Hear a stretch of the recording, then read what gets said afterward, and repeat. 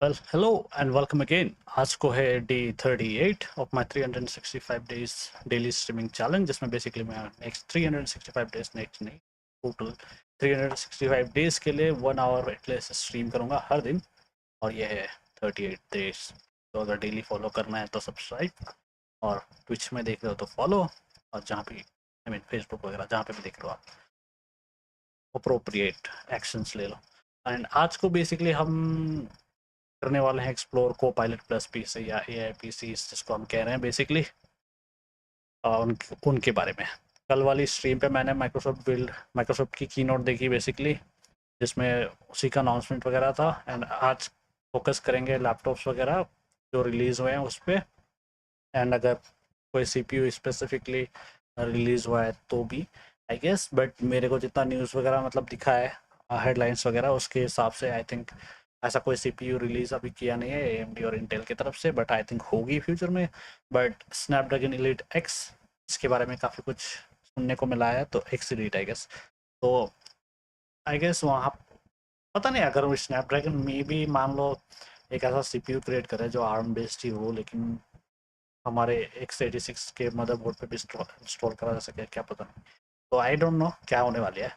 Basically हम अभी फ़िलहाल आई थिंक सिर्फ लैपटॉप ही है स्नैपड्रैगन एक्स एलीट प्रोसेसर के साथ, आई गेस उसको देखेंगे।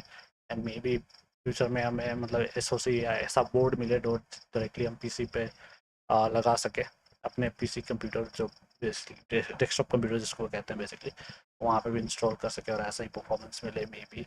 या फिर AMD की तरफ से राइजन या इंटेल की तरफ से एक ऐसा प्रोसेसर आ जाए जो सिमिलर परफॉर्म करा, आई मीन करती हो। तो I will wait for that day. उससे पहले हम बस जो भी लैपटॉप वगैरह रिलीज हुए हैं उनको एक्सप्लोर करते हैं और अंडरस्टैंड करते हैं कि ओके कितना अपग्रेड वगैरह है और कितना गिमिक है बेसिकली। सिर्फ हाइप है या सच में कुछ इंटरेस्टिंग हो रही है इस मार्केट में, ये देखते हैं। आई थिंक इंटरेस्टिंग हो रही है, बट नेवर नो। तो बेसिकली मैं स्विच कर रहा हूँ अपने PC पे। बाय द वे आज को 3 सीन्स मैंने बना रखे हैं ऐसे, अभी अभी बनाया टेम्पररी, 10 मिनट के अंदर अंदर तो दिखाऊंगा। ठीक है, स्विच करते हैं। Okay, this is my PC screen. हम यूट्यूब ही देखने वाले हैं। यहाँ पे जितने भी सजेशंस आएंगे उसी से स्टार्ट करेंगे और देखते जाएंगे। यही वीडियो सजेस्ट हो रहा है फिलहाल तो। बट मैं मेरे को मतलब मेरे अकाउंट में, ये ऑफिशियल अकाउंट नहीं है मेरा, मेरा पर्सनल अकाउंट नहीं है, बट मेरे पर्सनल अकाउंट में काफ़ी रिकमेंडेशंस आ रहे थे। तो आई गेस मुझे आप थोड़ा सा एक्सप्लोर स्क्रॉल करेंगे तो हमें मिलेगा काफ़ी, और नहीं मिलेगा तो मैं सर्च करके देखूंगा और एक्सप्लोर करेंगे। और हाँ, 3 सीन्स बनाए बोल रहा था ना बेसिकली।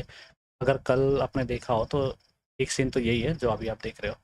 सेकेंड सीन ये थी जहाँ पे मैं बेसिकली बात करने के लिए थोड़ा देर के लिए वीडियो पॉज करके स्क्रीन बड़ा कर देता हूँ, या वीडियो चलती रहती है बट स्क्रीन बड़ा कर देता हूँ, बात करता हूँ आप लोगों से और एंड हो जाती है। बट तीसरा आज को ये बना रखा है।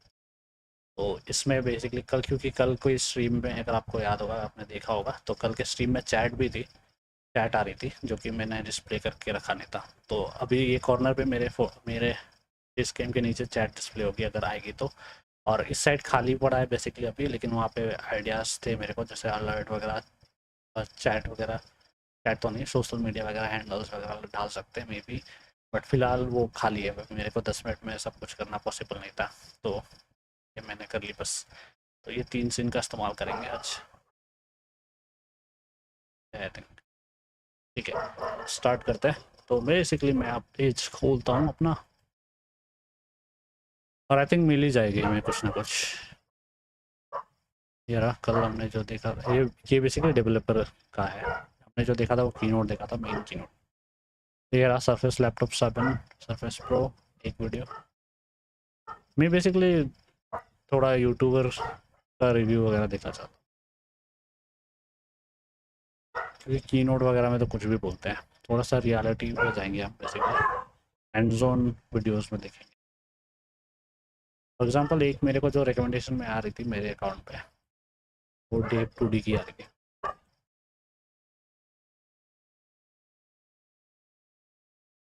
ये बंदा ने बनाया हुआ है कुछ वीडियो, मेरे को रिकमेंडेशन में आ रही थी। New surface pro plus, okay I think यही है। बट मेरे को ऐसा लग रहा है जैसे कि स्पेसिफिकली AI PC करके भी बनाई थी, स्वाइप कर देते हैं इधर पे। ये बेसिकली स्ट्रीम करने का अलग से अकाउंट खोल रखा है। ठीक है, इसी से स्टार्ट करते हैं और होपफुली मैं सारे वीडियोस के लिंक जो है वो डिस्क्रिप्शन में भी ऐड कर दूंगा, डिस्क्रिप्शन या कमेंट्स में। और अगर आपको देखना हो तो मतलब चैनल पर भी जाकर देख सकते हो। और डेफिनेटली सब्सक्राइब करो प्लीज़, उनको भी support.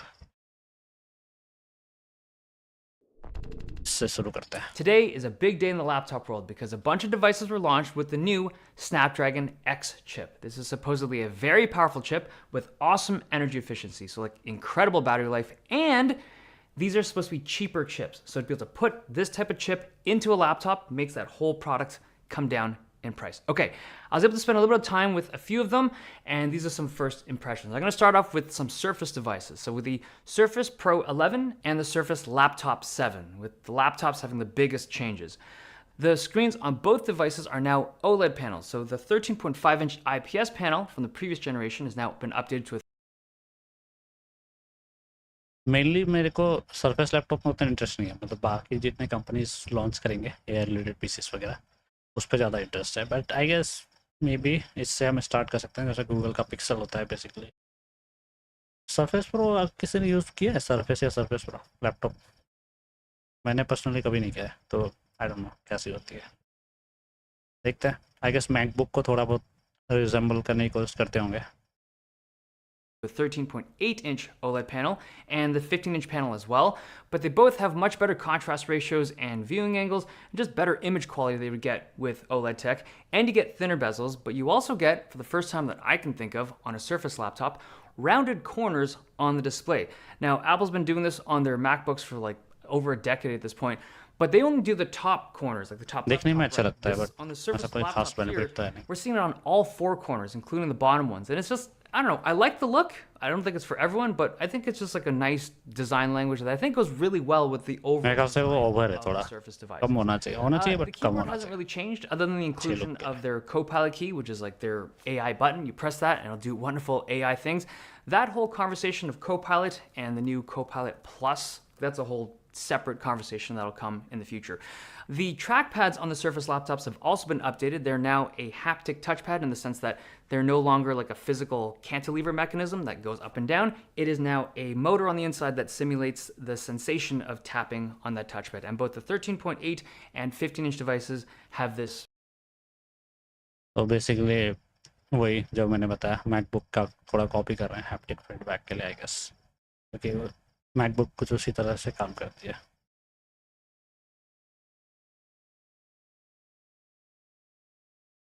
Change. Another thing, the new Surface laptop seemed a little chonkier than before. It's like the base of the device has a beefier middle segment, which I actually like to see because usually that means better thermals. And I imagine they went with this kind of chonkier design because they wanted to be able to support the highest tier of Snapdragon X chips, like the Snapdragon X Elite that has a slightly higher wattage, and they wanted to be able to run that chip on these new Surface devices. But the interesting thing to me is that for years now, the Surface laptops, when it came to the Intel, by the way सुन रहा था मैं ध्यान से, बस मेरे को थोड़ा कंफर्म करना था ऑडियो ठीक आ रही कि नहीं, तो उसके लिए मैंने अपना स्ट्रीम प्ले किया बेसिकली फ़ोन पे थोड़ी देर के लिए। कंटिन्यू करते हैं। chipped versions, those were just barely able to keep up with the heat output of those Intel chips. But they retooled everything for the ARM chips, which to me is like, okay, Microsoft, at least on the hardware level, is very committed, or seemingly very committed, to actually delivering a good product here, because they actually spent all the money and resources to retool this entire product lineup. That's good to hear. Now, in terms of ports, you get an extra USB-C on the left side, and on the right side is just the Surface Connect. क्या था surface connect? मेरे को एक चीज़ जो पसंद नहीं आ रही है आजकल के, थोड़ा आई मीन ऑब्वियसली फ्यूचर में करना चाहते हैं, जितना कम हो करना चाहते हैं, बट फिर भी USB हब वगैरह लगाने का झमेला मेरे को पसंद नहीं है। फॉर एग्जांपल मेरा अभी यहाँ पे जितना भी पोर्ट है मेरे लैपटॉप पे भर चुका है, और मेरे को कुछ भी और एक्स्ट्रा करना है तो उसके लिए डोंगल या USB हब चाहिए होगी बेसिकली। सिमिलरली मेरे PC पे भी भर चुका है एक्चुअली, उसमें तो बहुत सारे पोर्ट्स हैं फिर भी भर चुका है। तो मेरे मदरबोर्ड मेरे को थोड़ा सा और ज़्यादा USB पोर्ट्स वगैरह देख के लेना पड़ेगा, या फिर सपोज़ फॉर एग्जांपल, या फिर केस में भी मे बी कुछ एक्स्ट्रा पोर्ट्स के साथ लेना पड़ेगा। फिलहाल मेरे पास केस में 3 पोर्ट्स है, तीनों भरे पड़े हैं, एक एक्स्ट्रा खाली है, बट वो मोस्टली मैं कैमरे के लिए यूज़ करता हूँ, जैसे अभी आप देख रहे हो बेसिकली। और तो हमेशा भरी नहीं रहती, बस कैमरे लगाता हूँ तब भर जाती है। और पीछे का जितना भी पोर्ट होता है मदरबोर्ड में सब भरा पड़ा है। तो डिपेंड करता है, आई गेस नॉर्मल यूजर्स को फ़र्क नहीं पड़ेगा, और मेरे जैसे यूज़र को बहुत फ़र्क पड़ता है इससे।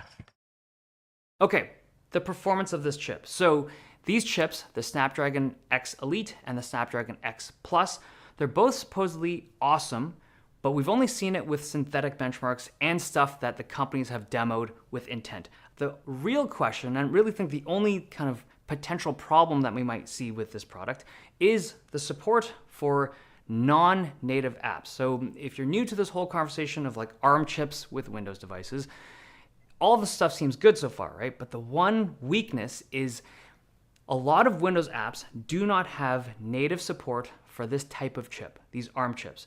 And we've been promised from the developers, from Microsoft, from Qualcomm, that this time around, they've got it. They've got it all covered. The emulation will be good, everything will be solid, but I need to see the performance with my own eyes on retail units. None of this like early access stuff. The other product from Microsoft is their Surface Pro 11. So this now has an OLED screen, which looks quite a bit better than what they had previously because it's OLED. The size seemed the same, and same with the bezels. They didn't change it. It's a good thing. I think with a tablet, you need to have a good amount of bezels. So you're not accidentally misclicking when you're holding it as a tablet. Most of this device seemed completely unchanged from the exterior. It still has the same clean design on the back, and you still have easy access to the SSD by pushing the metal plate that has magnets holding it. Now, at the time of shooting this, I don't have specific pricing on any of those Microsoft Surface devices. I was told that they'd be cheaper than I would expect, but because of the live event, I'll be updating any kind of pricing and extra details down in the description, but I do think that they'll be cheaper than before. But I do have 2 other devices that I think are arguably more interesting, and I do have details and pricing. The first one is this one. This is Lenovo's Yoga Slim 7X, and this thing starts at $1,200, and for the money, I hope कि Snapdragon Elite, awesomeness. I hope कि ये laptop जो है वो Snapdragon Elite वाली laptop है, may be, I don't no, देखेंगे। But ऐसा ही कुछ लैपटॉप वगैरह आई थिंक बहुत सारे रिलीज हुए, कुछ लैपटॉप देखेंगे आज वैसा कुछ in a laptop. So this is a full metal design, like classic yoga build, right? But the keyboard is just, I think it's awesome. This is a 1.5 millimeter travel. It's strangely responsive, but because this is so thin, like look at this thing, man. This is 1.29 millimeters thin. Sorry, 1.29 centimeters thin, so 12.9 millimeters. It's super thin, super light at 1.29 kilos, and it's like, it's crazy how compact this thing is with a 14-inch screen. So this is a 14.5-inch OLED panel that gets super bright. I think it peaks at 1,000 nits. This is all like pre-release or pre-retail soft or hardware, so I can't really, I don't want to measure it and give you numbers, but the goal of it is to be able to hit 1,000 nits at peak. But this thing is so good for the money, because typically if you're going to get a device like this with an Intel or AMD chip, this thing would have been like $1,500 easy. But to get this kind of performance and a 70 watt hour battery, so the 70 watt hour battery combined with the Snapdragon X chip, my guess, Microsoft और Samsung दोनों ही मतलब थोड़ा सा Apple वाला card खेलते हैं, बहुत price रहती they है। wouldn't give me numbers yet, but my guess is going to be like a 20-hour claimed battery. This is supposed to be a multi-day battery product. I legit think they're going to be like, this thing's 21 hours like out of the box. That would be crazy. But again, all the testing has to come later, but for the money, I think this is really solid. The other product I want to draw your attention to is the VivoBook S15 from Asus. This is an even cheaper device, starts at $1,100, but this has a bigger screen at 15 inches. It's also a really nice looking panel, 120 Hz, 3K, but this isn't as premium of a product overall as the Lenovo Yoga Slim 7X. I do think that because of the bigger screen, you'll also have a slightly shorter battery life. They both have 70 watt hour batteries, but the interesting thing about this Asus product, the VivoBook S15, रहता है पीछे जो studio monitors रखे हुए हैं speakers कौन से, I think Yamaha का है S5 HS7 may be, white person,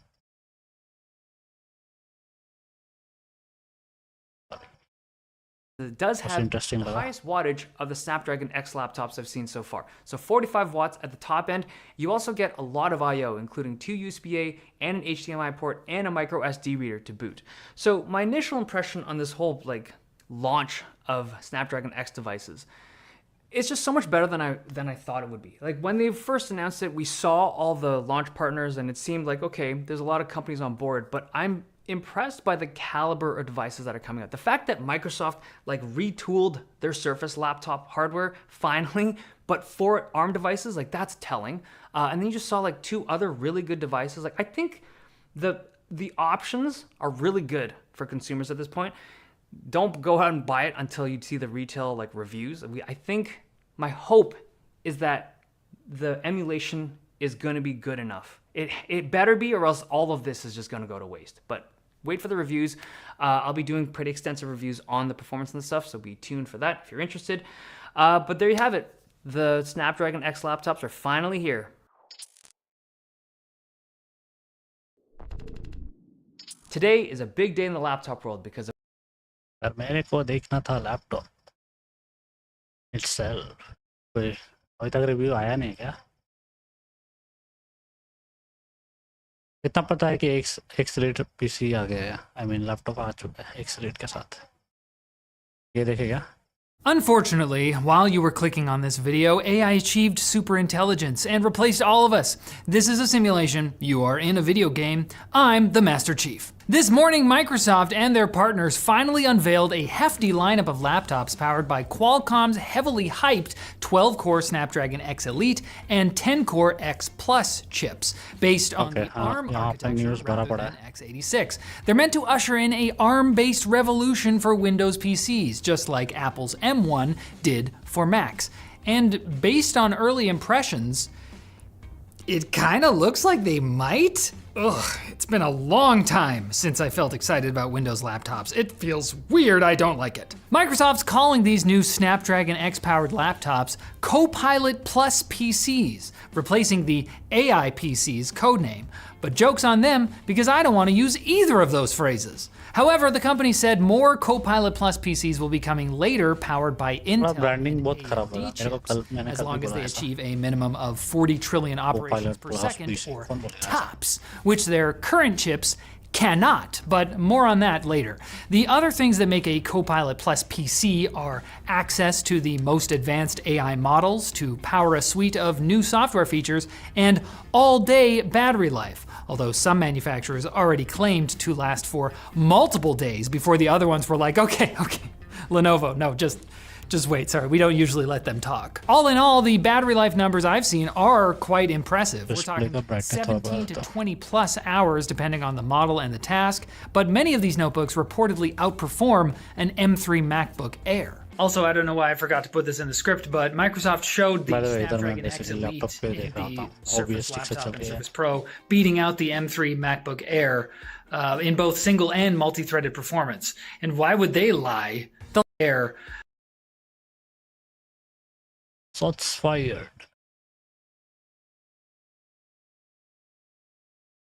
Okay, 20% more battery backup. I think achieve हो जाएगी, बस ARM processor ही चाहिए था इसके लिए. Faster than MacBook Air.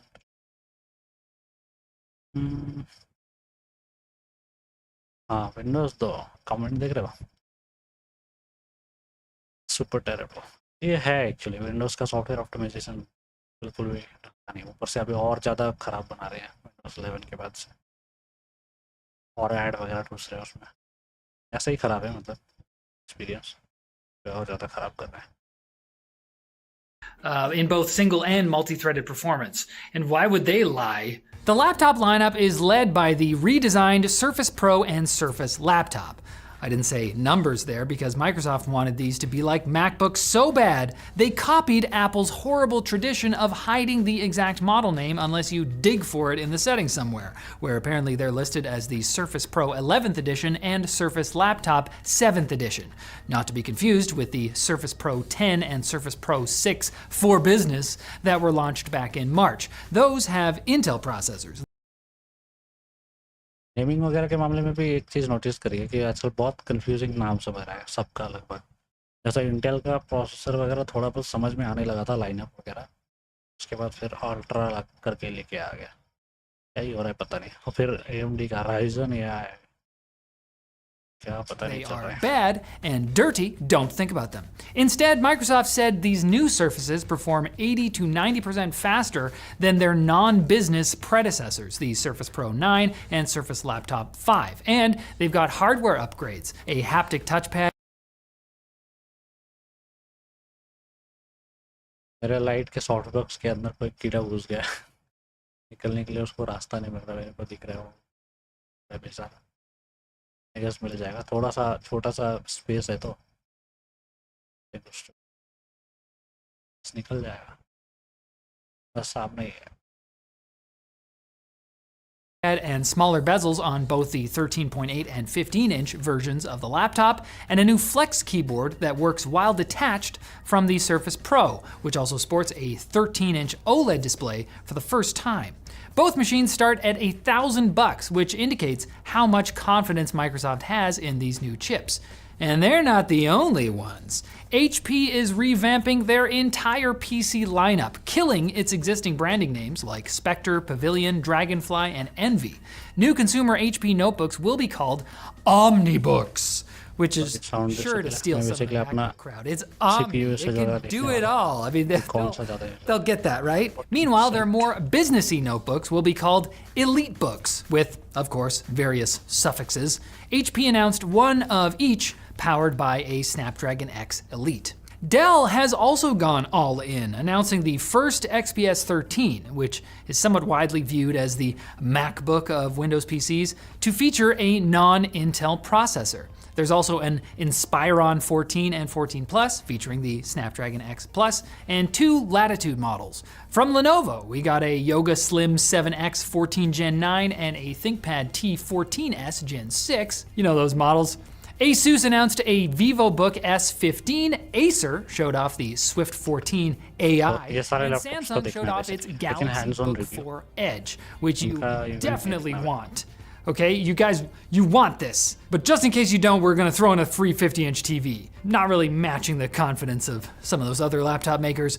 Okay, but what about the new Copilot powered AI goodies in Windows? Well, whether this is a goodie or not depends on how you feel about privacy. Copilot Plus PCs will have access to Recall, which captures and locally stores a snapshot. इसके बारे में कल भी बात करी थी हमने जब हम देख रहे थे बेसिकली माइक्रोसॉफ्ट का कीनोट।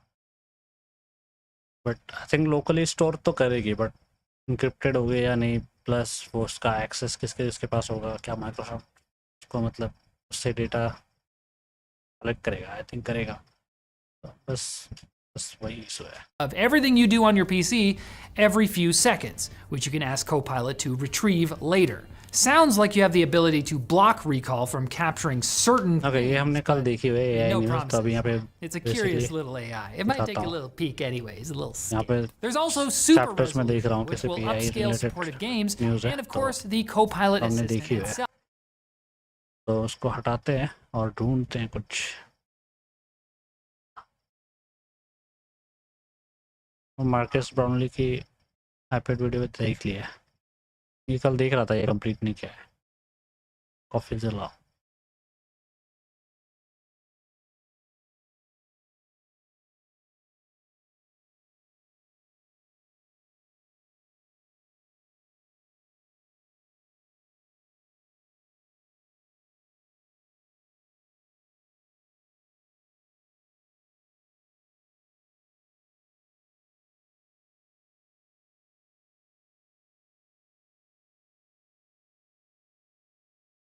उसके वीडियोस मेरे को पसंद नहीं, बहुत चिल्लाते रहता है बस। क्या के लिए आया था याद नहीं है, आई थिंक कोई प्रोसेसर के बारे में रिसर्च कर रहा था तब आया था। ये भी अब न्यूज़ है या हैंड्स ऑन है?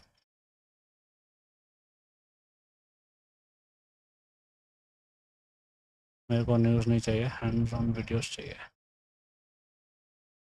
आई गेस वो वहाँ पे इवेंट में जो यूज़ करने के लिए देते हैं वो था। ये बंदा भी वही करेगा, सिर्फ बात करेगा। इसको ये एक है, अगर ये भी बात ही कर रहा है क्या? बात ही कर रहा है बस। तो बेसिकली मैं जो लाइव कर रहा हूँ वही है।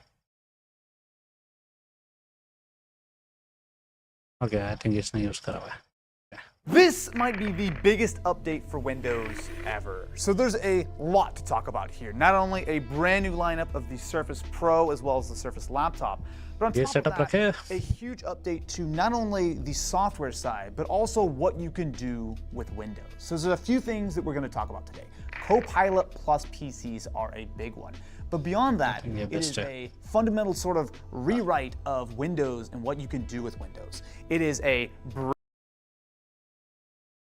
मेरे को वो थोड़ा सा ऊपर करना है, दिक्कत हो रही है ऑस्ट्रेलिया सिचुएशन।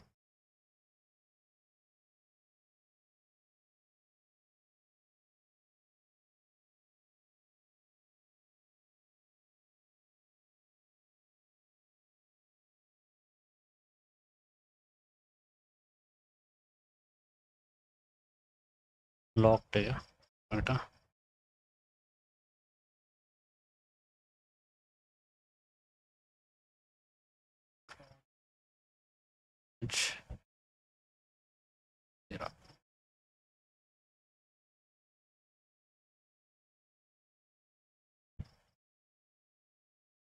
हो गया क्या?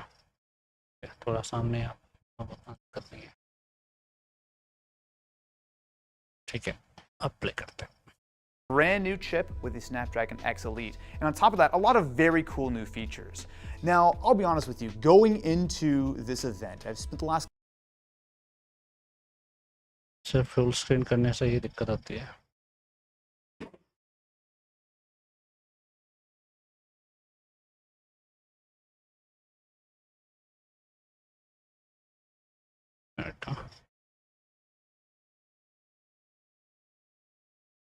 Lock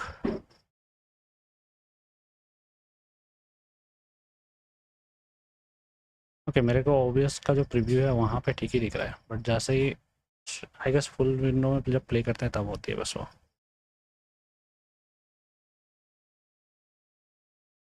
couple of weeks trying to really try to wrap my head around things. And there was clearly a big AI sort of reckoning coming to Windows. And that sounds nefarious, but there's a lot of cool features that could have come. And what we've seen here is something that's a little bit more thoughtful, maybe than I had originally expected, and a lot of very cool features that are being enabled by not only the Snapdragon X Elite silicon, but also the way that Windows is sort of evolving. Because I think a lot of rumors going into today were that we're going to see, oh, Windows 12 and this and that, and that's not what we're seeing, right? This is Windows 11, but it is a much, much bigger update than it might look like on the surface. Get, I made a Surface pun. There are a lot of takeaways, but one of the biggest things to understand is the new name, Copilot plus PCs. Thankfully, it's a really clear, easy to understand name that definitely won't confuse anyone. Except like everyone who already bought a Copilot PC, that doesn't count anymore. You need Copilot Plus.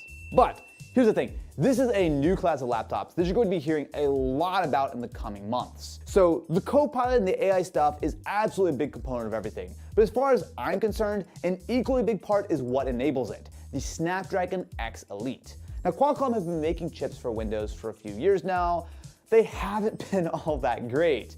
You know, the promise is good. You know, setup बढ़िया है, right? पीछे देखो, मस्त की light बोलो, practical light plus वो I guess display पे Copilot का लोगो लगा हुआ है। Good performance, except that the good performance really wasn't very good. Now, part of this is down to the fact that the 8CX line from before just was kind of generally underpowered. An equally big issue, though, was with apps.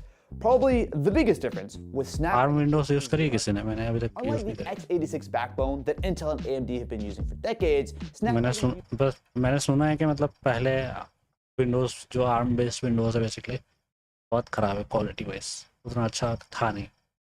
अभी वाली पता नहीं, अभी जो release हुई है I think में obviously बहुत सारे इंप्रूवमेंट्स होंगे जो आपको Snapdragon X Elite के साथ मिलेंगे या फिर X Plus के साथ, बट पहले आई थिंक ये अच्छी नहीं थी। Uses ARM, which is the standard on Macs, phones, and tablets, but it hasn't really gained traction on the PC. That app support really is the big problem. Every Windows app since the dawn of time has been made with x86 in mind. And unlike Apple, who had the luxury of just announcing to the world that the Mac was switching to Apple Silicon, and if you wanted to stay on Mac, you had to figure it out, well, in the end, Microsoft still have to support everything. Qualcomm is not replacing Intel or AMD, they are all going to coexist. So Microsoft is approaching this in two ways. One is just to encourage developers to support ARM processors such as the Snapdragon X Elite. Now this is the ideal setup to get the most performance, and it does seem like they made some decent headway here. A lot of major apps such as Chrome, Photoshop and Resolve, and many, many more either have already added support or are currently working on it. Now, Microsoft made a very interesting claim to me that 90% of average use minutes would be native. That sounds great, depending on what kind of user you are. What do you mean by That that? are not optimized include basically every game ever and years of older. और एक issue ये है कि ARM based PCs basically क्यों पहले नहीं आए और इतना पॉपुलर क्यों नहीं है, उसका और एक रीज़न ये है कि सॉफ्टवेयर बेसिकली जो डेवलपर्स होते हैं वो डेवलप करते हैं x86 आर्किटेक्चर के लिए बेसिकली, जो हमारा 64 बिट विंडोज़ है बेसिकली, तो उनके लिए डिज़ाइन करते थे, बट वो डायरेक्टली आप विंडोज़ ARM पे यूज़ नहीं कर सकते, ARM बेस्ड विंडोज़ सॉफ्टवेयर पे, आई मीन OS पे इस्तेमाल नहीं कर पाओगे, तो उसके लिए अलग से एक ऐप बनाना पड़ता था ARM बेस्ड CPU PCs के लिए बेसिकली। तो ज़्यादातर लोगों ने ऐप डेवलप करा नहीं क्योंकि बहुत बेकार सी प्रोग्राम थी विंडोज़ की जो सपोर्ट प्रोग्राम होती है, और ऐसा कोई ट्रांसलेशन लेयर था या नहीं मुझे नहीं पता, बट था भी तो अच्छा नहीं था। जैसे फॉर एग्जांपल एप्पल का रोजेटा है जो बेसिकली मैक पे जब मैक की M1 बेसिकली आई थी तब उसमें स्विच करने के लिए इजी बनाती थी डेवलपर्स के लिए, इस वजह से बहुत सारे ऐप्स आए और ऑलमोस्ट स्टार्टिंग से सारे ऐप्स काम करते थे। तो विंडोज़ के केस में वो सिमिलर केस नहीं थी, तो बहुत कम ऐप्स हैं जो नेटिवली ARM सपोर्ट करते हैं, बट अदरवाइज बहुत सारे ऐप्स ऐसे हैं जो सपोर्ट नहीं करते। एंड अभी भी उन्होंने अनाउंस करा है कुछ, मुझे एग्जैक्टली नाम याद नहीं है, अगर आपने कल वाला कीनोट देखा तो उसमें भी डिस्कशन हुई थी, बट आई डोंट नो कि क्वालिटी कैसी है उसकी अभी। Apps that either just aren't ever going to be updated, or maybe they just have too small of a team to deal with ARM just yet. So for that, there's the Prism emulator. Now this is very similar in nature. Prism, तो अभी ये इसमें basically important ये है कि prism emulator जो होगी या ट्रांसलेशन लेयर जो होगी x86 को ARM पे यूज़ करने के लिए, x86 बेस्ड सॉफ्टवेयर वगैरह, तो अगर अच्छे से काम करेगी और एफिशिएंटली काम करेगी, परफॉर्मेंस लगभग सिमिलर होनी चाहिए, तभी लोग ऑब्वियसली यूज़ करेंगे या उनको अच्छा लगेगा या अडाप्ट करेंगे इस पर। बट होपफुली मतलब परफॉर्मेंस इतनी अच्छी होगी या प्राइसिंग इतनी अच्छी होगी स्नैपड्रैगन X Elite या X Plus बेस्ड और लैपटॉप्स वगैरह की, कि शायद लोग ज़्यादा अडॉप्ट करने लगे, और ज़्यादा लोग अगर वो अडॉप्ट करने लगे तो फिर डेवलपर्स भी मतलब ARM बेस्ड सॉफ्टवेयर फिर नेटिवली सपोर्ट करेंगे, बनाएंगे, जो कि ऑब्वियसली बेटर परफॉर्मेंस ऑफर करेगी। आई गेस देखते हैं क्या होता है। To the Rosetta 2 layers that Apple used to do the exact same thing on the Mac side, emulating older Intel apps on Apple Silicon. And in fact, Microsoft actually claimed that performance is essentially the same as Rosetta. So what this does is essentially emulate pretty much any older app on a Snapdragon-powered device. Now this isn't strictly a brand new thing. x86 and x64 emulation for ARM has been a thing for a little while, but it's been a significantly worse experience. Okay, तो बहुत पहले से था और अभी वही बोलने वाला है, I think significantly worse experience, जो कि मैं भी अभी जस्ट एक्सप्लेन कर रहा था आप लोगों को। बहुत ख़राब एक्सपीरियंस थी, मैंने बस ये पता किया था, मैंने खुद पर्सनली ARM बेस्ड विंडोज़ अभी यूज़ नहीं किया है, करूँगा तो कभी देखेंगे। यस, अभी तो इम्प्रूव हो ही जाएगी। तो the emulation left a little bit of performance on the table, and the previous chips were, well, kind of slow. Both of these things have been improved, meaning that, according to Microsoft at least, thanks to the raw power of X Elite and improved emulation, unoptimized apps should perform roughly on par with a last generation Core i7. Now, of course, I definitely want to spend some hands-on time for myself because I'm almost positive that there'll be some weird edge cases or apps that will work or whatever, but in theory, as long as apps run pretty quickly, it'll be essentially seamless to the end user. And when you happen to be running an optimized app, which more and more are coming online every day, then it will be just that much quicker. All of this is a lot of work, but the upside is significant. you should be getting the performance, but also 5G built into some devices, and importantly, significantly better battery life. So I'm here with the Surface Pro, and let me give you a little demo of some of the AI features. So there are 3 main ones to talk about. The first, and probably the most impressive, is recall. Now, recall requires a little bit of explanation. So the way that recall works is that using the power of the NPU, it is always paying attention to what you're doing, and is going to help you find stuff that you've done in the past. Now that sounds reasonable enough. Maybe a little.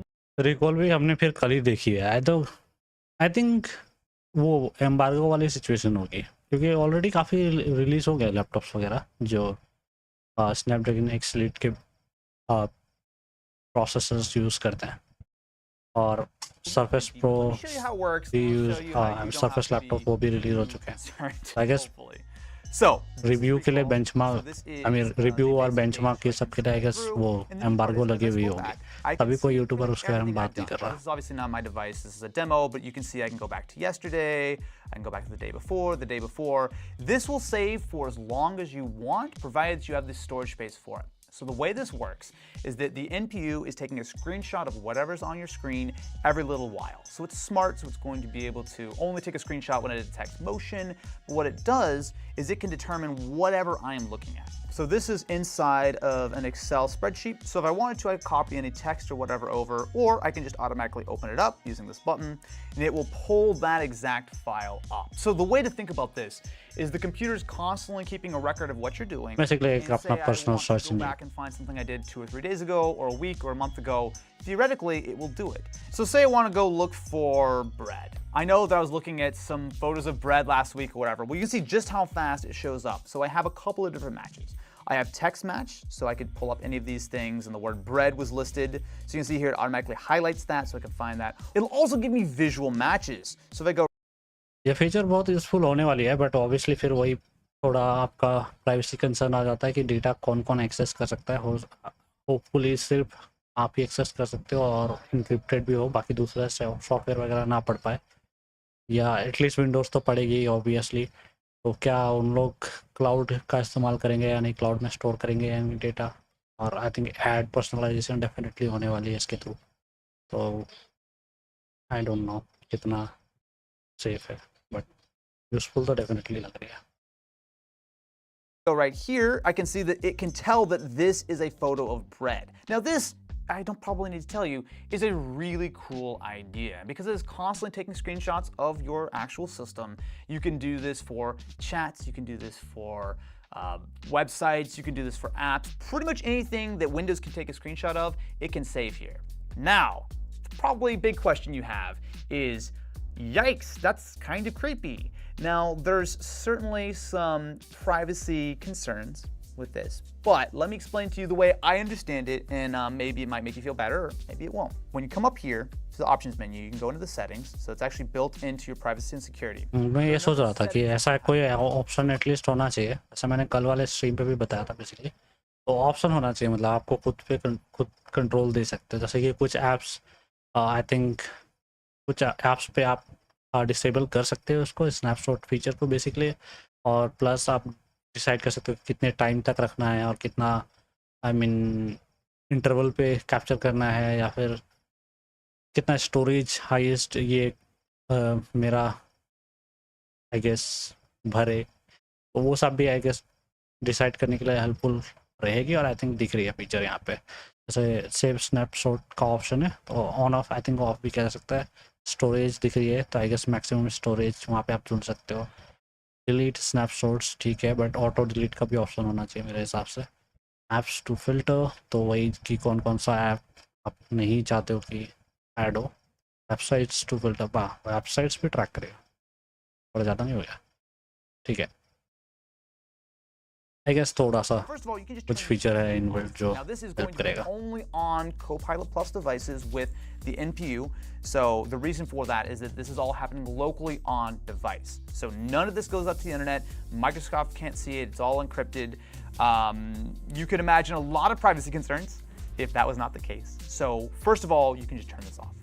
Second of all, you have the ability for the storage, and you can change that. So right now, with the last 2 weeks or whatever, it's only taking about 50 मुझे personally completely भरोसा नहीं है जब वो बोल रहे हैं ना कि माइक्रोसॉफ्ट के पास डेटा नहीं जाएगी। मैं कंप्लीटली भरोसा नहीं कर सकता जब तक कि कोई डेवलपर वगैरह और नेटवर्क इंजीनियर से सब कंफर्म ना कर दे। और आई थिंक कुछ ना कुछ हिस्सा तो मतलब डेफिनेटली ऐड सर्विस के लिए इस्तेमाल करेंगे ही, पर्सनलाइज्ड ऐड के लिए। 6 megabytes. And the reason for that is not doing a constant video recording of your screen. It takes a screenshot every little while. It's not always taking screenshots. So the way it works is when it determines that there's some new text on screen, that there's enough pixels that have changed, it'll take a quick screenshot and save that. But if you want, you can set the maximum storage for your snapshots. I was told that 25 gigs, depending on how much you use your system, could be several months of content. Which is cool, but you can change that to be whatever you want. So you can go up to 150 gigs if you want. On top of that, you can also delete anything you want. So say you were just doing something on your system, you don't want to keep the snapshot, well, you can delete it over the last hour, last day, last month, whatever you want to do. And importantly, and something is set some filters. So you can say, hey, don't take snapshots of Edge. I don't want you to see what I'm doing on Edge, because if you see that I'm watching most probably ये सबको enable करना चाहिए, browser वाला क्यों रखेंगे? So I'm going to go ahead and block out Edge. Don't take any screenshots. On top of that, if you want to be a little bit more specific, you can add specific websites. So I'm going to add YouTube. Don't keep track of my YouTube search history. Thank you very much. Sense. And there, as long as you're using a browser that's supported, it will. क्योंकि आप घंटों तक YouTube देखोगे, क्या बार-बार मतलब screenshot लेता रहेगा? A big feature. Honestly, one of the bigger features that this enables. And I understand that there's probably going to be a lot of people who are concerned about this from a privacy perspective. The way I understand it is that it is happening 100% on device. At no point does any of this information go to the cloud. So it is encrypted for you on your local device. On top of that, you can use it as much or as little as you want. We'll see how robust the system is. I would be completely lying to you if I said that I was 1000% confident in it at day one, right? But this is a feature that I think has a lot of practical benefits. If I want to go back through and find an email that I was working on a couple of weeks ago, if I want to find a screenshot, or I just literally want to type in the word car because I know I watched a car video 3 weeks ago and it will find that. Like, that's a really powerful feature. Paint is not the most exciting app in the world. However, it's actually got a major new feature in Copilot. Actually, अभी Paint बहुत so the way this works, interesting app है. So again, this is running बहुत advanced नहीं है, but बहुत so interesting if I app want है. to, I can just say car best feature आते हैं बहुत, और ये पहले से ही है, मतलब ये NPU के लिए रिजर्व कुछ फीचर होंगे शायद, बट ऑलरेडी कुछ फीचर इंक्लूडेड है. This works instead is that it actually uses that in addition to what you want to draw. So if I start drawing this, I'm going to have a lot of confidence in my drawing ability. Okay. So if I give that just a second, what you'll see here is that my scribble is obviously terrible, but on this side, this is actually not bad. The idea here is that not only is this being done in device, so this is using the NPU of the system. The only reason you actually need an internet connection for this is a kind of silly one.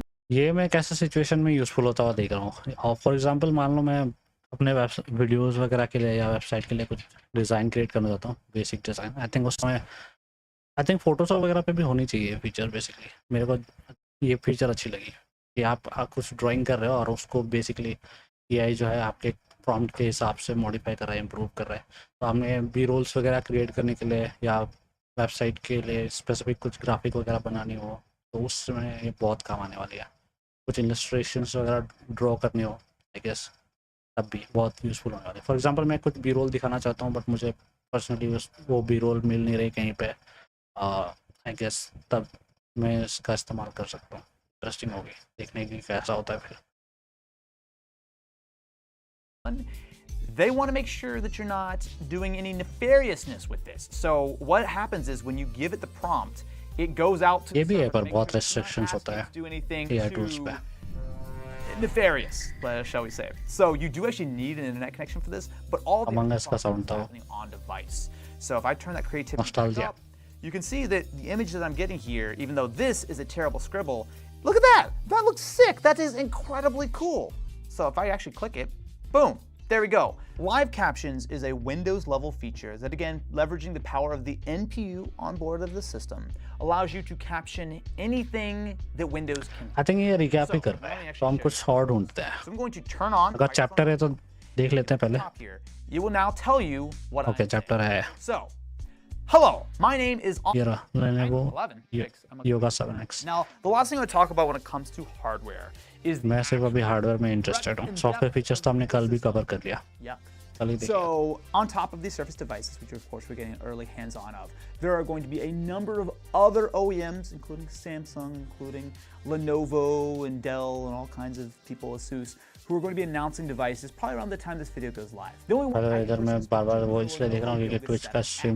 now, hypothetically, I may have been able to spend some time with this before the embargo, and this is also a Snapdragon-powered device. Now, my sample is very, very, very early, so I'm gonna not speak on it a lot, besides the fact that a lot of these same features, a lot of these same sort of advantages in using the Snapdragon Silicon do come across to that. So even though these surfaces look very impressive, and I will say that the price point is worth really reiterating, right? I think they're being very aggressive with $1,000 configurations of laptops that are actually good, unlike previously where you had to spend $1,300, $1,400, $1,500 to get something usable. But I will say that Yoga 7X, stay tuned. I'm gonna be taking a look at that once it's not quite so in such beta form. But the time that I've spent using embargo वगैरह situation होगा I think, क्योंकि सबको fully confidence नहीं होगा अभी. That's kind of sort of my general thought.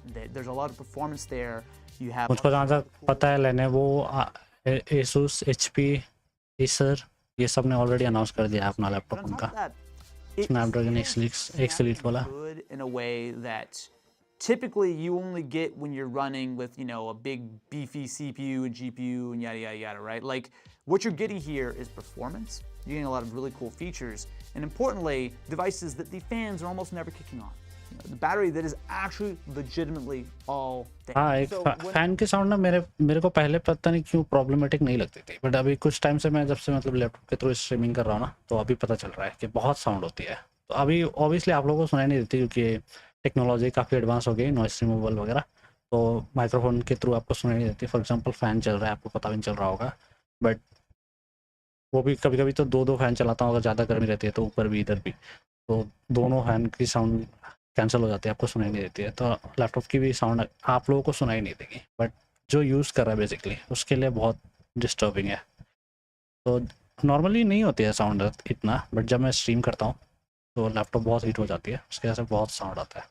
तो I think ये भी एक इंटरेस्टिंग चीज़ है आर्म बेस्ड लैपटॉप्स में कि फैन नहीं होती है basically. It wasn't just about the performance leap, which was really substantial.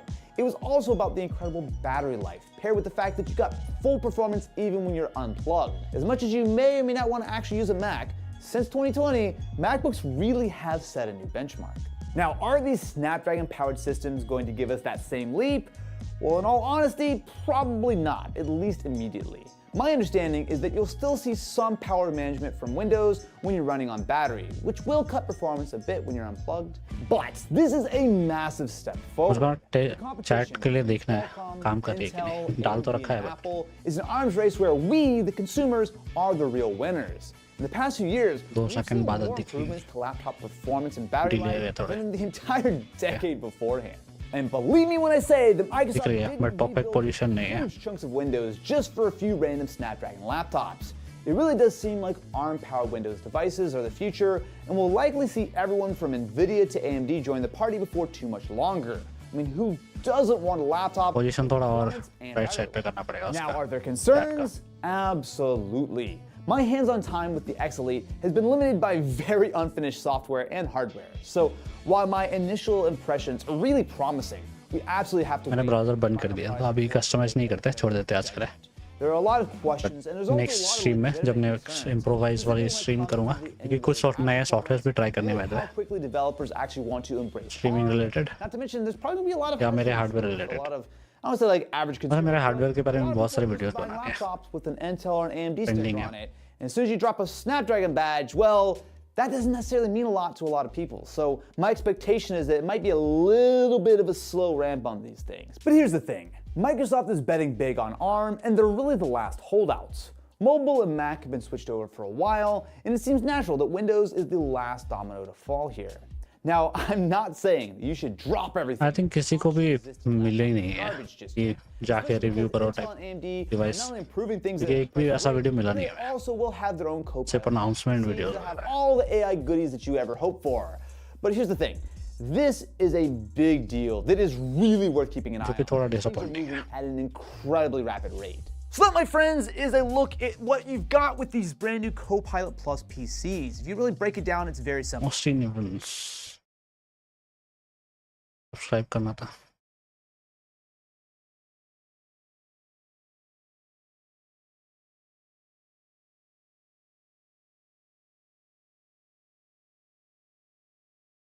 ये भी मेरे काम का है, पता नहीं कब देखूंगा। Marketing related, Google ads related.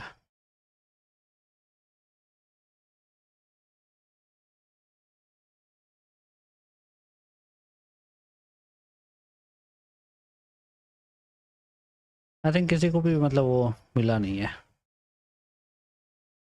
Testing के लिए डायरेक्टली कि कंप्लीट रिव्यू वगैरह बनाने के लिए। ये एक भी वीडियो ऐसे मिल नहीं रही है, ज़्यादातर जो है सिर्फ डिस्कशन और अनाउंसमेंट वाली है, जैसे कि ये वीडियो। मैं भी आ रहा हूँ लिस्ट पे।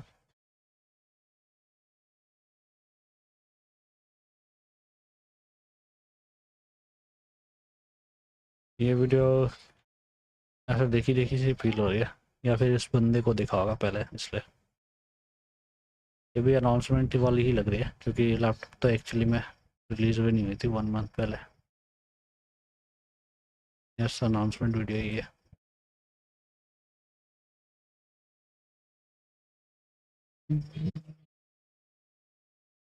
ये दाविंची रिजॉल्व जो आएगी बेसिकली हमें क्या कहते हैं उस पर, आर्म्स बेस्ड विंडोज पे, उसके ऊपर वीडियो है।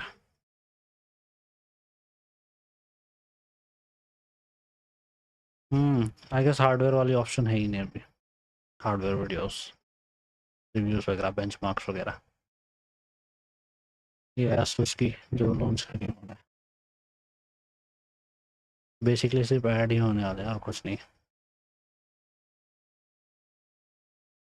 हमें चाहिए टेस्ट।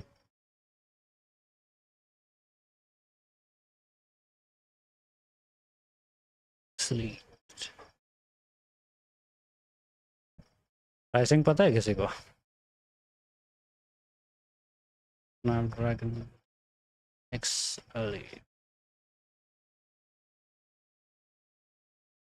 pricing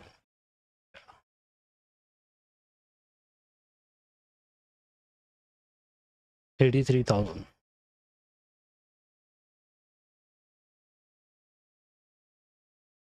आई गेस हाँ 90,000 में लोग M1 खरीद रहे थे, तो आई गेस 83 ठीक ही है प्राइस, बट फिर ढंग का भी होना पड़ेगा मैकबुक जैसा।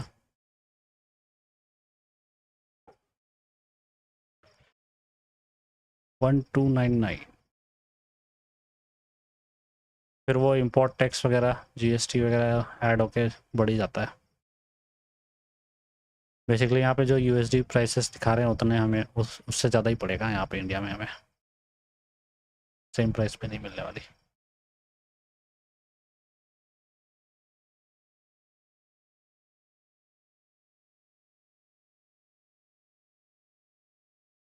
पायलट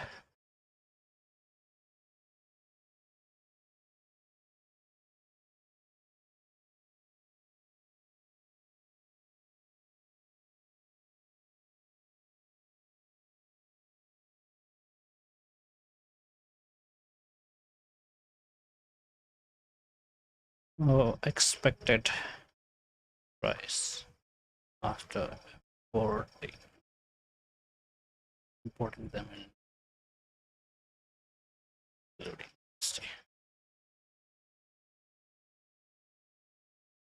देखते हैं कोपायलट कितना ढंग का काम करता है इस पे। अरे तो काफ़ी एडवांस हो गया है। बाय द वे, ब्लॉगिंग से डिविएट करने का एक रीज़न ये है कि आजकल लगभग सब चीज़ चैट बेस्ड ही हो गई है, वेबसाइट पे लोग कम विजिट करते हैं।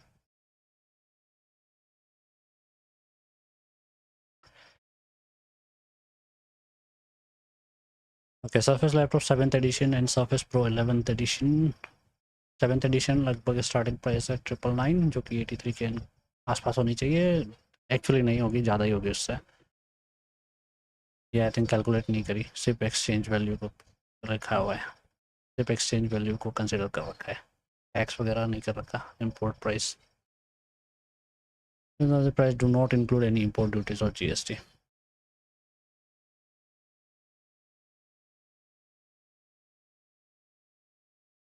ठीक है। Surface Pro 11th edition X Elite variant price not specified।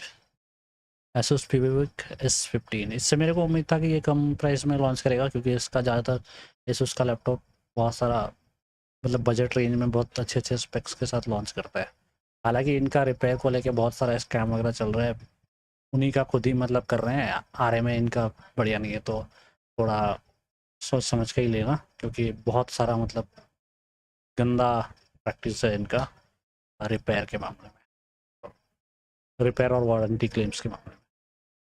ध्यान से, आई गेस इसीलिए सस्ता पड़ता है, क्योंकि एक बार ख़राब होने पे जब आप रिपेयर करने या वारंटी क्लेम करने जाओगे तब आपसे पैसा वसूला जाएगा। बेसिकली एप्पल टाइप सिस्टम है, बहुत ज़्यादा मतलब जितना रिपेयर में ये लोग पैसा ले लेते हैं अलग अलग बहाना लगा के, उतने में आप नया लैपटॉप खरीद लोगे। Lenovo Yoga Slim 7X and ThinkPad T14s Gen 6 सारे 1 लाख के ऊपर है। अगर इस ऐसा रहा तो आई गेस नहीं चलेगा। अगर प्राइसिंग 1000 के ऊपर ही रखते हैं लोग तो मुझे नहीं लगता कि ये मतलब ओवरटेक करेगा मैकबुक को।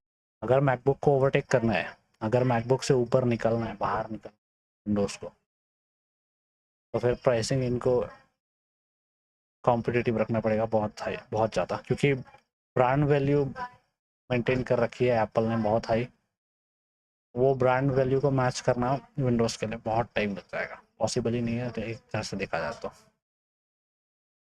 मतलब लिमिटेड टाइम में, अगले कुछ सालों में पॉसिबल नहीं है। तो बेसिकली उनको या तो प्राइस में ही कम्पीट करना पड़ेगा, या तो क्या, कोई ऑप्शन है ही नहीं, क्योंकि विंडोज़ सॉफ्टवेयर बहुत ख़राब है सॉफ्टवेयर वाइज। एक्सपीरियंस की बात कर रहा हूँ, जनरल एक्सपीरियंस।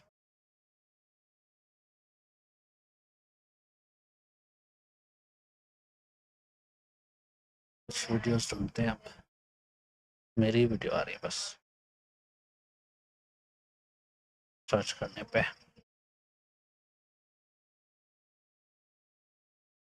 ऐसा मेरे को स्ट्रीम रिलेटेड बहुत कुछ करना है, बट मैंने ऑलरेडी एक टॉपिक ही चुन लिया, तो आई गेस उसी को कंटिन्यू करने की कोशिश कर रहा हूँ। नेक्स्ट स्ट्रीम में नेक्स्ट टॉपिक ऐसा। ओके 1 आवर हो गई है, तो आई गेस मैंने अपना टारगेट पूरा कर लिया है इस स्ट्रीम के साथ। तो अगर नेक्स्ट स्ट्रीम में हम स्ट्रीम इम्प्रूविंग स्ट्रीम वाली करेंगे, क्योंकि मुझे कुछ सॉफ्टवेयर वगैरह ट्राई करने हैं और जो मेरे हार्डवेयर रिलेटेड है बेसिकली, और आई गेस कुछ सेटअप वगैरह क्रिएट करना है, कुछ चीज़ें बदलनी है। जैसे एंड स्ट्रीम की अभी तक हमने वो ब्लैक पेड क्रिएट नहीं करी है, वो क्रिएट करेंगे। बट बैकग्राउंड म्यूज़िक के लिए मैंने पेड क्रिएट कर दिया है और डेडिकेटेड बटन भी बना रखा है मैक्रो। और प्लान ये है कि वैसे मैंने कुछ दिन बाद मतलब कोलकाता जाने का प्लान बना रखा है, टिकट बुक कर रखी है, अगर कंफर्म होती है तो जाऊँगा, ट्रेन में जाने का प्लान है इसलिए। तो अगर जाता हूँ तो फिर कुछ मे बी PC अपग्रेड करूँगा, मे बी 100% श्योर नहीं हूँ, काम क्या मेरा काम सही से होता है या नहीं वहाँ पे, उस पर डिपेंड करता है। बट अगर होता है सब कुछ ठीक ठाक तो मैं फिर उसके बाद कंप्यूटर शॉप पे जाऊँगा, अगर वहाँ पे ढंग का पार्ट ढंग के प्राइस में मिल जाते हैं तो लेके आऊँगा।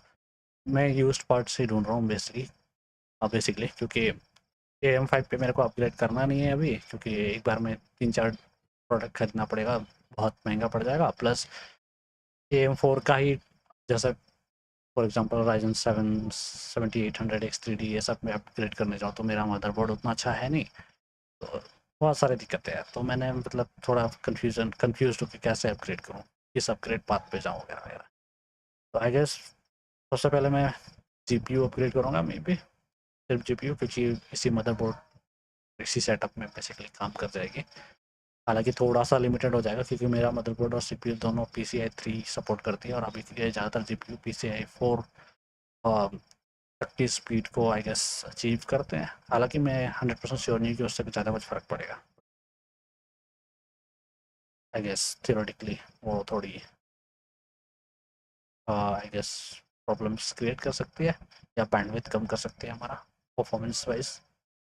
तो इसलिए मैं बेसिकली पहले जीपीयू शायद अपग्रेड करूँगा। जीपीयू एक बार अपग्रेड हो जाए देन देखेंगे क्या करते हैं कि एग्जिस्टिंग मदरबोर्ड में ही हम या तो हाई एंड सीपीयू ट्राई कर सकते हैं या फिर, हालांकि उसके लिए डेंजरस होगा आई गेस VRM वगैरह पता नहीं झेल पाएगी या नहीं चिपसेट वगैरह मदरबोर्ड की। तो इसलिए भी थोड़ा सा कंसर्न हूँ। तो हो सकता है कि फिर मैं मिड रेंज या बजट वाले जो CPUs हैं 5000 सीरीज़ के वो उसमें अपग्रेड कर सकता हूँ मे बी, क्योंकि ये मेरी जो PC पे CPU है वो फर्स्ट जेन CPU है, तो इसलिए बता रहा हूँ। तो थर्ड जेन में भी कर सकते थे स्विच, मैंने नहीं किया अपग्रेड क्योंकि ज़रूरत कभी पड़ी नहीं, अभी भी नहीं पड़ती है असल में। बस विंडोज़ सपोर्ट एंड हो रहा है इसमें विंडोज़ 10 में, तो आई गेस मेरे को मूव ऑन करना पड़ेगा। सिक्योरिटी अपडेट्स पता नहीं कितने टाइम तक मिलेगी, तो इसलिए मैं अपग्रेड कर रहा हूँ। अदरवाइज़ मेरे को फ़र्क नहीं पड़ता है ज़्यादा, ये अच्छा खासा चल रहा है मेरा प्रोसेसर है। तो फिफ्थ जेन में भी बजट या मिड रेंज वाले CPUs में अपग्रेड कर लूँ, जैसे कि Ryzen 7 में भी देखते हैं। तो डिपेंड करता है कि कैसे मेरा काम जाता है और ज़रूरत। तो एक एक पार्ट अपग्रेड करना चाहता हूँ बेसिकली, एक ही बार में सारे पैसे खर्च नहीं करना चाहता मैं, तो इसी वजह से थोड़ा सा कन्फ्यूज हूँ। और AM5 पे अपग्रेड करने जाऊँ तो ऑब्वियसली सबके सब एक ही साथ करने पड़ेंगे, और मैं थोड़ा अभी पहले वाली गलती रिपीट नहीं करना चाहता जहाँ मैंने चीप प्रोडक्ट देखे थे, बजट बिल्ड करी थी, ऑब्वियसली पैसे थे नहीं ज़्यादा उस वक्त, तो बजट बिल्ड करी थी। मैं फिर से वो गलती दोहराना नहीं चाहता क्योंकि मुझे चाहिए मतलब कि मैं थोड़ा पावरफुल CPU ये सब यूज़ करूँ फ्यूचर में। तो मैं अगर नेक्स्ट AM5 में अगर अपग्रेड करता हूँ तो मैं डायरेक्टली फिर थोड़ा एक्सपेंसिव साइड ही जाके मतलब थोड़ा ढंग का मदरबोर्ड लूँगा, तो हाई एंड मदरबोर्ड होते हैं वो लूँगा, क्योंकि फिर मैं हाई एंड CPU लूँगा और हाई एंड GPU वगैरह यूज़ करूँगा उसमें। तो ये प्लान है, प्लस ओवरक्लॉकिंग में भी। तो इसलिए फिर मेरी जो प्राइस होती है उस हिसाब से तो 60,000 के ऊपर चली जाती है। और सेम प्राइसिंग बेसिकली अगर मैं सिर्फ AM4 को ही एग्जिस्टिंग AM4 को अपग्रेड करूँ तब भी लगभग सिमिलर प्राइस ही खर्च होगी, बट 50,000 के आसपास बेसिकली। बट उसमें ये बेनिफिट ये है कि अगर मैं एग्जिस्टिंग वाले में ही अपग्रेड करूँ तो मुझे एक एक पार्ट अपग्रेड कर सकता हूँ, कोई दिक्कत नहीं है, और मतलब बहुत टाइम के बाद भी अपग्रेड कर सकता हूँ, कोई दिक्कत नहीं है। तो इस वजह से मैं यहाँ पे प्रेफर कर रहा हूँ एक्चुअली। और सपोज जैसे मैंने बताया हाई एंड CPU, अगर high and CPU bye the way AM5 पे जो उसका लोएस्ट CPU है वो बात कर रहा हूँ, और इधर AM4 की जो हाई एंड CPU है जैसे 5950X उसकी बात कर रहा हूँ, उस हिसाब से प्राइस की कंपेरिजन कर रहा हूँ। तो अगर AM5 पे मैं अभी अपग्रेड करना चाहूँ मान लो सिमिलर प्राइस रेंज में, तो मुझे उसका 7600X लेना पड़ेगा जो कि लोएस्ट बजट वाली CPU है। तो वो मिला के तब जाके सिमिलर प्राइस आएगी। तो हालांकि परफॉर्मेंस वाइज बहुत अच्छी है 7000 सीरीज़, तो ज़्यादा फ़र्क नहीं पड़ना चाहिए। तो इसलिए मैं कह रहा हूँ कि सिमिलर प्राइस पे सिमिलर अपग्रेड टाइप मिल रही है। हालांकि कोर वाइज कम हो जाएगी ऑब्वियसली, बट मल्टी कोर सबके लिए इंपॉर्टेंट नहीं होती, मेरी केस में है इंपॉर्टेंट, तो आई गेस इसलिए मेरा AM4 पे अपग्रेड करना भी वर्थ करता है। नहीं तो ज़्यादातर लोगों के लिए 7600 पे मूव करने ना बेटर ऑप्शन रहेगा, और साथ ही एक साथ अब वहाँ पे अपग्रेड करना पड़ेगा। तो ये दिक्कत है कि रैम, मदरबोर्ड और प्लस CPU ये तीनों एक साथ खरीदने पड़ेंगे। प्लस अगर मैं ढंग का CPU लेता हूँ तो पता नहीं उसके साथ कूलर आती है या नहीं 7600 के साथ, और पता नहीं मेरी अभी की जो कूलर है वो उसके लिए काफ़ी होगी या नहीं, मेरे को नहीं लगती काफ़ी होगी, क्योंकि मेरे पास जो है अभी फर्स्ट जेन CPU उसको भी अगर ओवरक्लॉक करता हूँ तो वो हीट होने लगती है।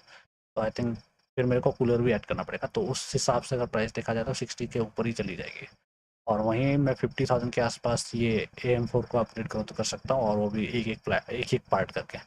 तो ये बेसिकली फाइनेंशियली ज़्यादा प्रेशर नहीं डालेगी अगर मैं AM4 पे अपग्रेड करूँ तो। इसलिए मैं सोच रहा हूँ कि AM4 के को ही थोड़ा सा अपग्रेड करता हूँ पहले, मूव करने से पहले।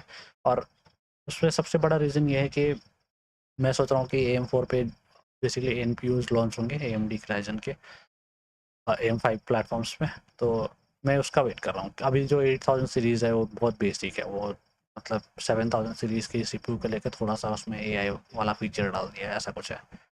तो मेरे को चाहिए कि डेडिकेटेड उनका जो नेक्स्ट NPU आएगा, जो ये विंडोज़ के कोपायलट PC ब्रांडिंग के साथ आएगा, जो उसको सपोर्ट करेगा बेसिकली वो फीचर सब, वो वाला CPU का वेट कर रहा हूँ। तो उसको वो अगर मेरे को दिख गया और पता चला कि वो AM5 सपोर्ट करेगा लॉन्च होने के बाद, देन मेक सेंस कि मैं फिर डायरेक्टली AM5 पे जंप मार दूँ। तब 7600 लेना भी वर्थ इट होगा, क्योंकि कुछ टाइम के बाद फिर मैं अपग्रेड करने का सोचूंगा ही, जो ये नेक्स्ट NPU आएगा AI बेस्ड PC बेसिकली।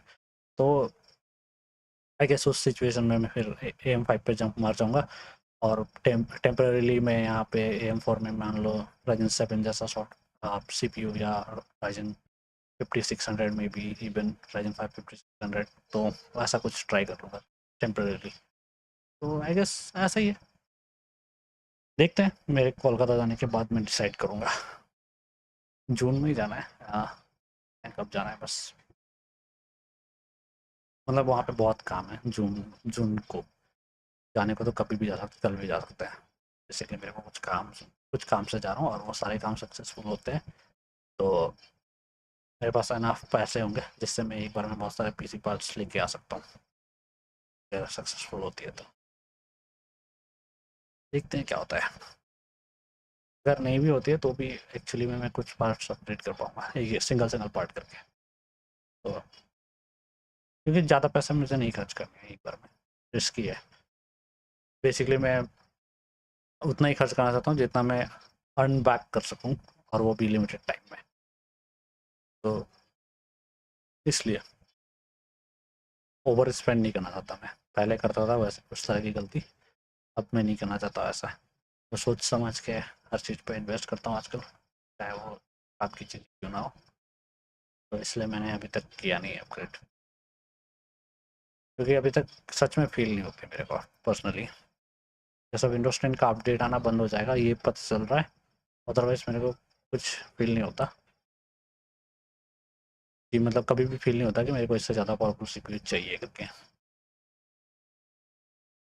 हालांकि गेमिंग में मेरे को GPU थोड़ा चाहिए होगा, वो जेन्युइन अपग्रेड होने वाली है। हालांकि उसमें भी मतलब ऐसा कोई बहुत बड़ा दिक्कत नहीं है। और CPU ऑब्वियसली GPU को सपोर्ट, थोड़ा एक्स्ट्रा सपोर्ट प्रोवाइड करेगा अगर अपग्रेड करो तो 100% नेसेसरी टाइप सिचुएशन मेरे अभी नहीं है, इसलिए मैं अपग्रेड नहीं करता। तो बेसिकली मैं नीड्स पे फोकस कर रहा हूँ, जब जेन्युइनली ज़रूरी होगी तभी अपग्रेड करूँ। ऐसा सिचुएशन है मेरा, ऐसा थिंकिंग है मेरा आजकल। इसलिए मैं लेटेस्ट एंड ग्रेटेस्ट यूज़ करने में मतलब दौड़ नहीं रहा होता। तो यहाँ पे सिर्फ पैसे की बात नहीं है, ये भी मेंटालिटी भी सुधारनी है खुद की।